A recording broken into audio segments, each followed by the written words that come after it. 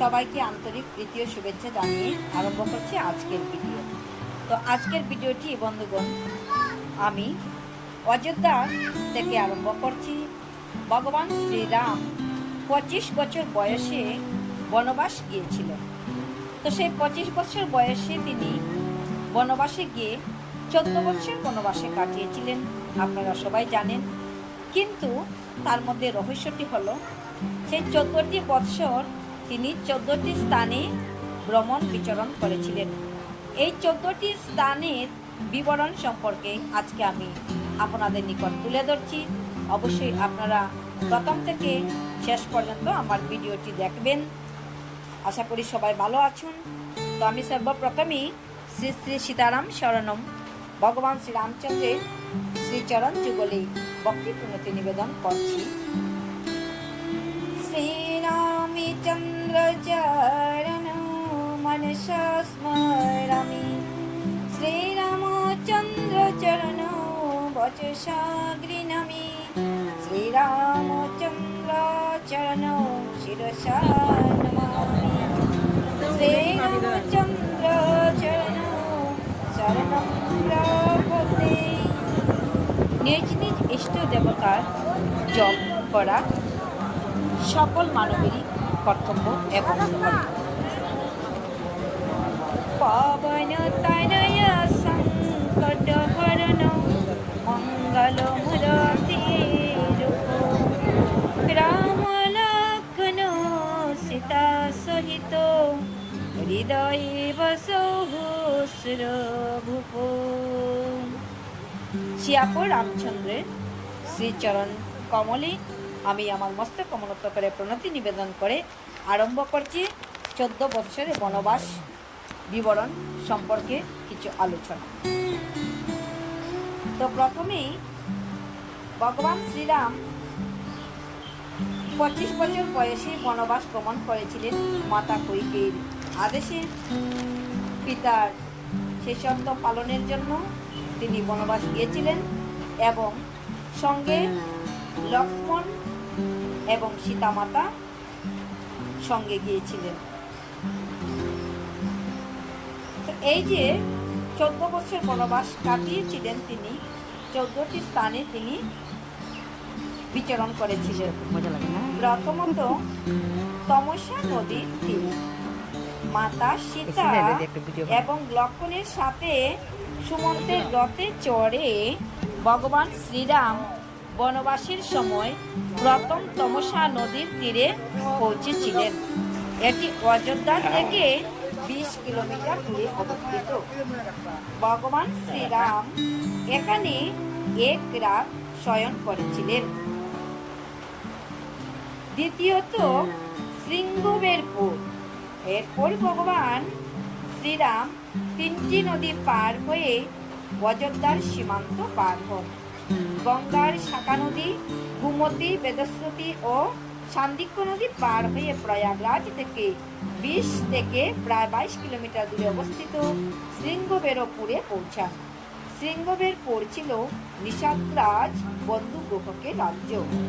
গুহক অনুরোধ করেছিলেন এই নিষাদ রাজ্যেই 14 বছর অবস্থান করতে, কারণ নিষাদেরা বনে জঙ্গলে থাকত।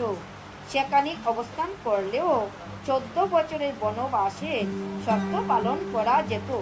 কিন্তু নিষাদ রাজ্য অযোধ্যার কাছাকাছি হওয়ায় ভগবান শ্রীরাম এখানে কেবলমাত্র একদিনই অবস্থান করেছিলেন। সারথী সুমন্ত নিষাদ রাজ্য থেকে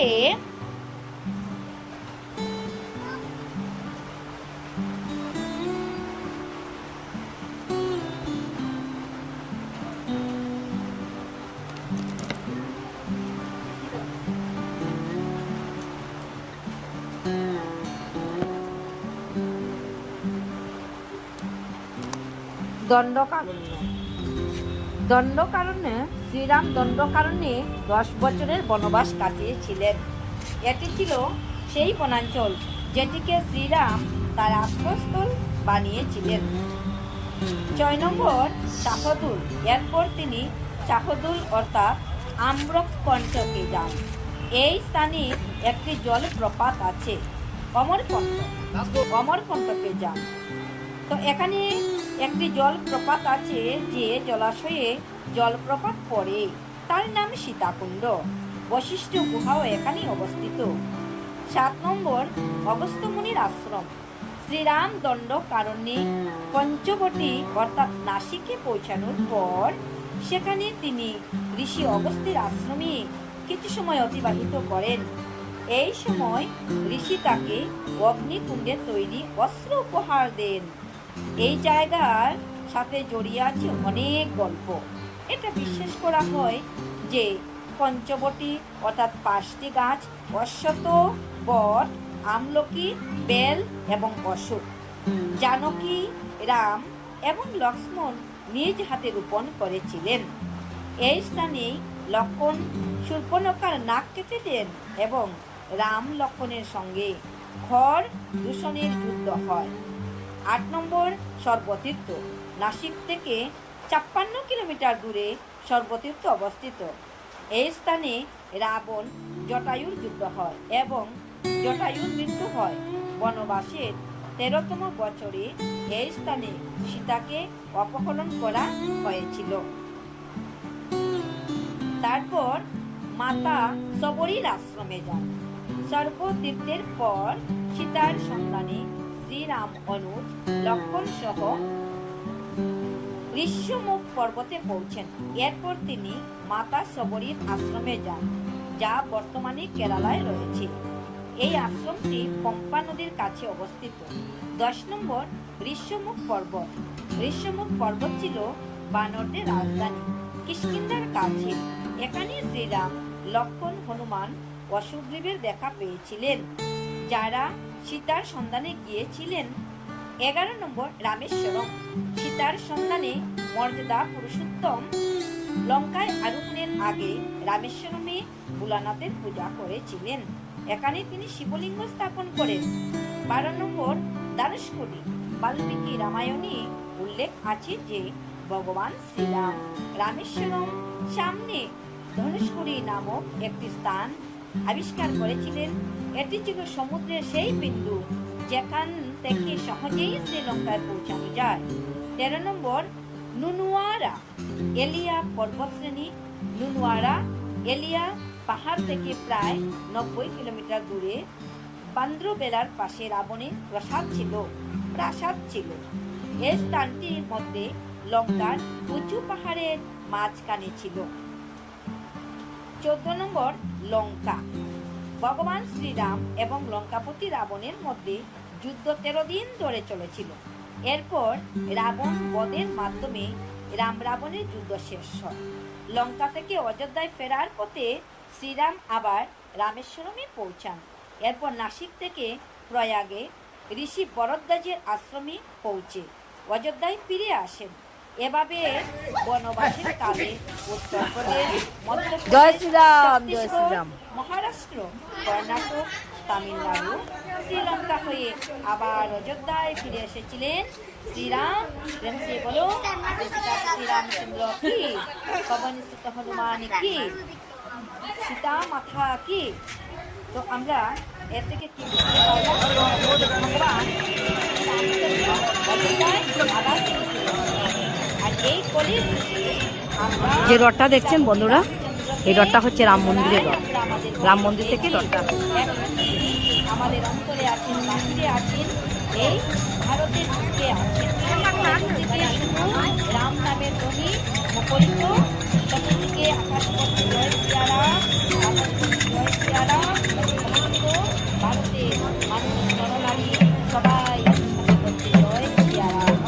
তো আপনারা সীতাপতি রামচন্দ্রের রথযাত্রা চলছে অযোধ্যার মধ্যে। আপনারা অবশ্যই দেখতে পাচ্ছেন এই ভিডিওর মাধ্যমে সীতাপতি রামের রথ। আজকে ভগবান শ্রীরাম পুনরায় অযোধ্যায় প্রতিষ্ঠিত হওয়ার কারণে চতুর্দিক আনন্দে মুখরিত, চতুর্দিকে আনন্দে জয় জয়কার হচ্ছে, ভগবান শ্রীরামচন্দ্রের ধ্বনি হচ্ছে। তো আমরা শ্রীরাম নাম সবাই নেব। শাস্ত্রে বলা হয়েছে জীবের 7 পাপ করে আমরা যদিও আমরা রামকে পুনরায় পেয়েছি, রামকে পেয়ে আমরা সবাই আনন্দিত হয়েছি, আর এভাবে যেন আমরা আনন্দের প্রতিদিনটা কাটিয়ে দিতে পারি। আর এই মনুষ্য জনমটা দুর্লভ হবে, মনুষ্য জনম উদ্দেশ্য সার্থক হবে। আমরা অবশ্যই রাম জন্মভূমি দর্শন করবো, যেহেতু আমাদের ভারত মায়ের বুকে রাম পুনরায় প্রতিষ্ঠিত হয়েছেন। অবশ্যই আমরা যাব, খুব বেশি টাকার প্রয়োজন হয় না, প্রায় আমাদের কালান থেকে প্রায় 5,000 টাকা হলেই সম্পন্ন হয়ে যায়। জয় শ্রীরাম।